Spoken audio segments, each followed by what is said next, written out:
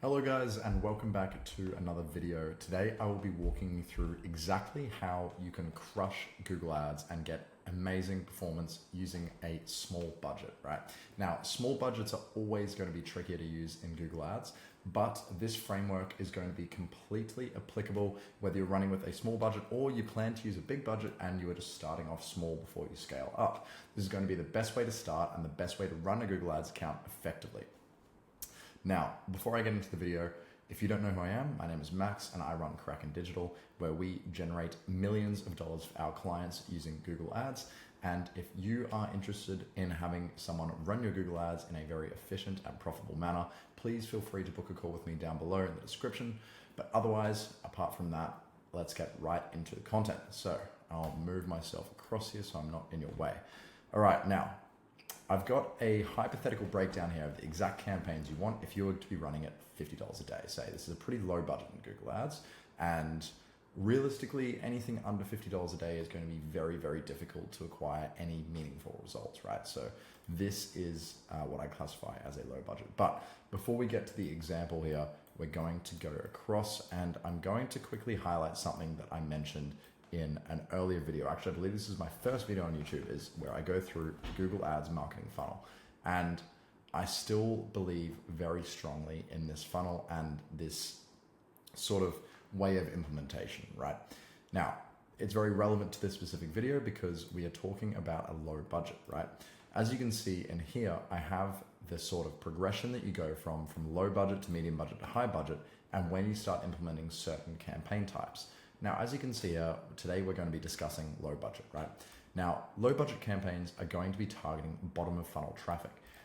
If you only have a small amount of money to spend, you want to make sure that every single dollar of that spend is going towards your highest intent customers and the people who are the most likely to convert, because that's going to give you the best chance of getting a profitable return on that lower spend. So how we do that is we go after the bottom of funnel traffic. This is the people who already know about your brand, and they maybe don't already know about your brand, but they already know about the product you sell. They are looking for a solution right now. They're aware of the problem, they're looking for the solution, and they're ready to buy a product, right? And you want to be the brand that appears when they're searching for that product. This bottom of funnel traffic is characterized by branded search campaigns, bottom of funnel search campaigns, shopping campaigns, and PMAX campaigns. And we also do touch today on a little bit of remarketing here, because that's also sort of, it is bottom of funnel traffic, right? These are people who know about your brand, they've heard about you before, and they're ready to return to you. So let's get right into the specific breakdown for you. All right, a bit small here, but we'll zoom right in. So like I said, hypothetical $50 a day to work with, all right? A service-based business would follow this structure and an e-commerce account will follow this structure, right? I'm gonna go through both one at a time. So if you want to follow the e-com structure, just skip forward in the video, you'll see it. That is when I will speak about ecom, but for now, let's go with service-based, and I'll just make this even smaller so I'm not in the way for you guys. Alrighty, so service-based businesses, they need to run primarily on search campaigns, right? Obviously, you don't have shopping campaigns for service-based businesses. It's against the Google policy, and they won't let you run shopping ads if you are selling a service. So what we have to do is work through search, but that's okay because search is the most fundamental campaign type in Google, and it really can acquire fantastic results when your campaigns are dialed in, so to say, and they are ready to roll. So the very first campaign that I suggest in the structure, apologies for that, is the branded search campaign. Now, branded campaigns are quite contentious in Google Ads community. I think they're becoming less contentious. I think people are starting to believe in them more now, but they are incredibly important if you ever plan to use any kind of automation in your account. If you ever want to use an automated bidding strategy, which I highly recommend once you have a higher budget to work with and you have some conversion data in the account, you will need data in the account that works. And the branded search campaign is the one that generates this large amount of data for you, right? And beyond that, it also allows you to ensure that you're always showing up for the searches for your brand when people are looking for you, right? If you're working with a low budget in Google Ads, and I would probably imagine that your business is relatively new, maybe you don't have a whole lot of exposure yet, and you really are relying on Google to bring in some customers for you, right? Now, if you have a new website, right, and maybe it's not very well SEO optimized yet, it hasn't had enough traffic come to the site, and you search for your brand name and it doesn't come up in the top rankings, right? Now that's no good. We need to make sure that we are coming up in the top rankings whenever anyone's searching for your brand, because if you're not and they click through to a competitor, you've just lost that customer and lost that sale, which is a very, very costly mistake. So it is important to have a branded search campaign, right? That's a justification. What is a branded search campaign, right? It's something that targets people who are already searching for your brand name. So you're going to be spending, in this breakdown, about $10 a day out of your $50 a day on a branded search campaign, which allows you to make sure that you're hitting all of the people who are already looking for you. And you may find that this campaign won't even spend $10 a day. It probably won't if you're a small business, right? It'll probably only spend $5 or less. And with that additional budget, you can allocate it to your prospecting campaign, which we'll get to in a second. But with the branded search campaign, like I said, it's targeting people searching for your brand. And the way you do this is you set up a campaign with a single ad group that targets branded keywords, so your brand name keywords in exact match format. So if you were running let's say a lawn mowing business and your name was Top Cuts Lawn Mowing, right? Maybe a terrible brand name, but let's just go with it for now, right? Your keywords would be in exact match format. So that means with a square bracket around the keyword. It would look a bit like this, exact match. And instead of this, it would say Top Cuts Lawn Mowing.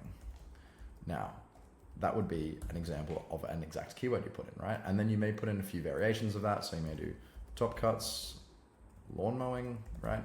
Just everything that's immediately relevant to your brand. Don't put in anything aside from your brand name, right? Because we only want to be showing for branded searches on this campaign type. So make sure that you do that. Okay, that's a branded campaign. Super easy to set up. All you need is one search campaign, target the accurate locations, one ad group with branded keywords in exact match format. Now for the meat and potatoes of the account, it's going to be the prospecting search campaign. This is where you acquire new customers, and this is a really important part. If you only ran on branded traffic, you'd never get a new customer in your life unless you're using other marketing platforms, right? But through Google, you never get a new customer. The way that you get new customers through Google is with a prospecting search campaign. Now, this is a search campaign that runs on non-branded keywords. So once again, imagine you're running a lawn mowing business. You'd be targeting keywords such as lawn mowing city, right? City near you, right? So let's say you live in Brisbane, like I do, lawn mowing Brisbane, right? Or maybe lawn mowing suburb. And then maybe for people searching for someone to mow my lawn, right? Just anything related to your service.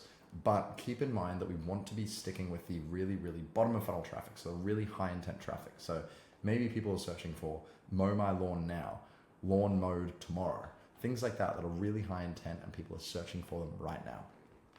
And the way you do this is you split up. So you create a search campaign once again, target your locations that you are servicing in, and then create a couple of ad groups that are relevant to your specific services. So let's say, again, your name is Top Cuts Lawn Mowing and you do both lawn mowing and hedging, right? Okay.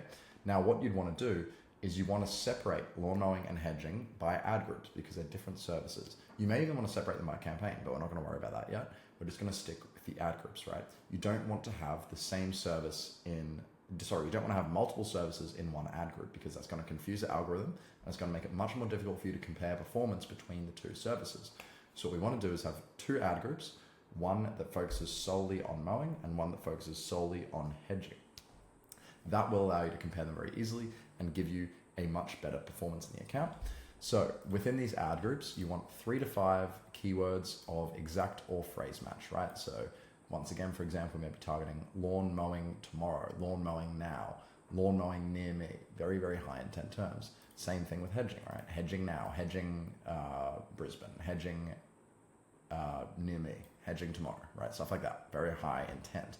And we only want to be using exact or phrase match because broad match is a little too broad for this budget, unlikely to work well for you in the early stages. It'll probably take a long time to optimize.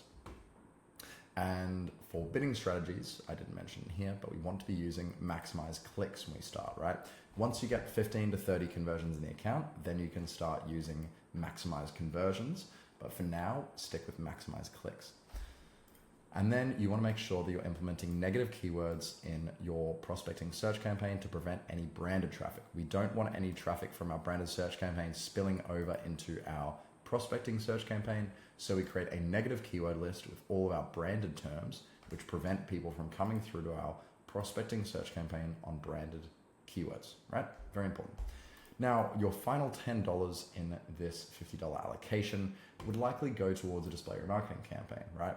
You could allocate this back to your prospecting search as well to try and get more customers, but you may find a display remarketing campaign may work well for you. Now, this is a display campaign, and what you're going to use is the preset audiences built by Google. When you set up your conversion tracking, Google will give you audiences that contain your website visitors. So what you can do is set up a display campaign, go under the audience settings, and you can retarget website visitors to start with. This is the easiest one you can do. And you can also set up custom audiences to target people who are adding to your cart and beginning the checkout, right? Obviously, in the case of service-based, it's a bit different. We'd probably be going for retargeting people who have maybe started the form or maybe submitted the form and not yet converted, which is a little more difficult, but probably just like started form or viewed service page, right? So people who visited the website, started a form, viewed a service page. These are all important things that are indicating people are showing interest in your service and they just haven't yet converted. What the display remarketing campaign allows us to do is allows us to follow them up and follow them around the internet and remind them, hey, you might want this service. Do you want your lawn mowed? Do you still need your lawn mowed? Do you want your lawn mowed tomorrow, right? Things like this can be very, very helpful for us. So this would be a display campaign targeting the specific people who have visited your site with copy that is reminding them to come back and complete their form. Okay, now that is the structure for a service-based account. Now, what about an e-commerce account, right? This is a little more complex, but still quite easy. So I'll try to break it down as clearly as possible for you. Now, we're going to start once again with a branded search campaign. Now, you can create branded shopping campaigns, but they're a little bit difficult, and branded search will do the job for you just fine.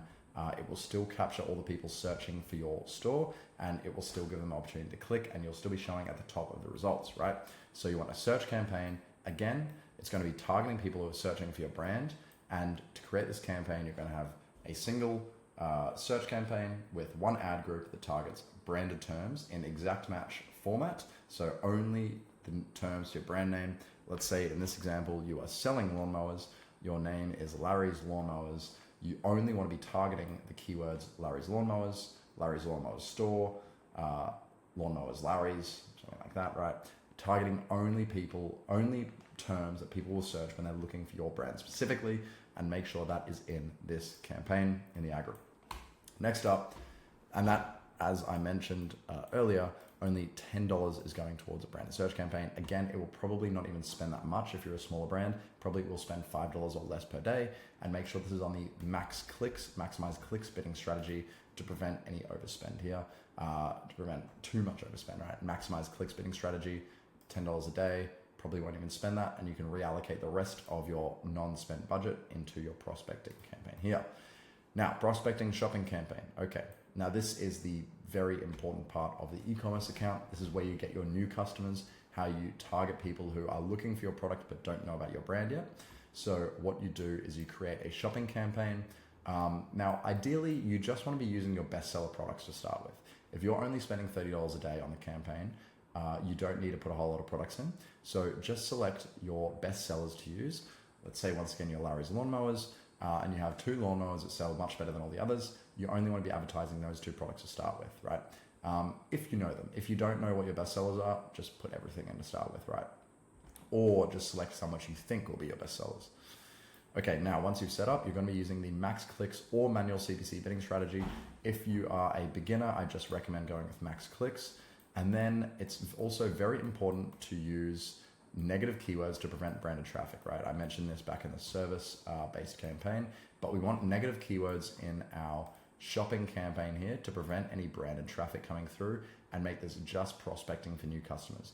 So you're going to have a negative keyword list. It's going to contain all your branded terms, such as Larry's Lawnmowers, Lawnmowers Larry, everything like that. And you're going to apply that to your prospecting shopping campaign to prevent any branded users from coming through this campaign, right? So initially start with max clicks. And like I said earlier, once you get 15 to 30 conversions in the account, you can transfer over to maximize conversion value. And after you've used maximize conversion value for a couple of weeks and you're getting some consistent results, you'll want to set a TROAS on this conversion value, a TROAS on your maximized conversion value bidding strategy, and you want it to be a reasonably low TROAS, right? This is going to come into play with our next campaign, but a low TROAS will encourage Google to prospect more, search for new customers, and show your ad to more people. All right. Now, finally, with your final $10 in the e-com setup, we are going to go with a PMAX remarketing / brand campaign. So this is going to be a PMAX campaign that essentially cleans up everything your shopping campaign isn't doing. So our prospecting shopping campaign isn't searching for new customers. It isn't searching for branded traffic. Apologies, it is searching for new customers. It is not searching for branded traffic. And it also isn't remarketing to your users actively. PMAX can therefore take the reins on brand advertising and remarketing, because PMAX loves to target branded traffic. It's a campaign that tries to hit the absolute highest intent traffic, so I'll always try and get your brand traffic and your retargeting traffic, but it's not very good at prospecting for new users. That's why it's only a minor component of this setup, because if we give it too much money, it's not going to find us any new customers. It's just going to keep remarketing to the people who already know us, which we don't want to do. So $10 to a PMAX campaign. On this PMAX campaign, you're pretty much just going to let it run wild. Again, just give it your best selling products. You can give it more if you wish, but really I just recommend using your best sellers and let it advertise. Give it the assets it needs, and it will target your branded traffic on the shopping network. It will target your remarketing traffic on the shopping network, which will allow you to cover all your bases. Now, once it's been running for a bit and it's got some conversions coming in, I think you'll be running on maximize conversion value as a bidding strategy. Then you can put on a TROAS, preferably a high target ROAS, right? A high target ROAS means that PMAX is going to focus on your brand and remarketing traffic because it's easier traffic. You can get a higher ROAS on that traffic, while your prospecting shopping with a low TROAS will focus on finding new customers, branching out, looking for new opportunities that may not present a higher ROAS. Okay, and that is a breakdown of the exact account structure I'd use at a low budget, right? Now, you don't want to be stuck at this low budget forever. Ideally, you start with this low budget, you gather a lot of data in the account through your branded campaigns, through your new customer acquisition, through your remarketing, through everything. You gather a lot of customer data, and then you move on to a more complex setup, which allows you to scale a lot more in your account and scale the budget effectively, right? So once you're getting profitable conversions coming in, then you may want to refer to my previous video before this one, where I go through the entire account setup for an e-commerce account that I have found performs very well. But this is how to start with a low budget in Google Ads. I hope you found this video helpful. Now, if you have a budget that you want to scale in Google Ads and you are prepared to make a significant investment, please feel free to book a call with me down below. I'm more than happy to help you set up a full campaign structure that can scale to the moon with Google Ads.